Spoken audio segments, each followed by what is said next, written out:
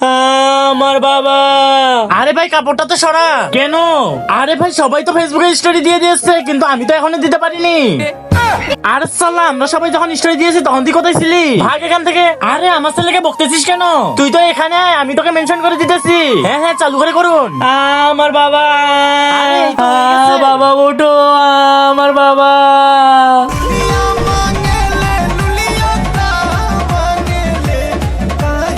আরে আমাকে তো ফোন দিয়েছে।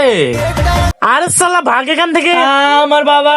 আরে কান্নাকাটি বন্ধ কর আর চালু করে বল এই মনা মানুষটার ছেলেকে। আমি কেন বলবো? আরে ক্ষতিপূরণ পাবে 10 লাখ টাকা।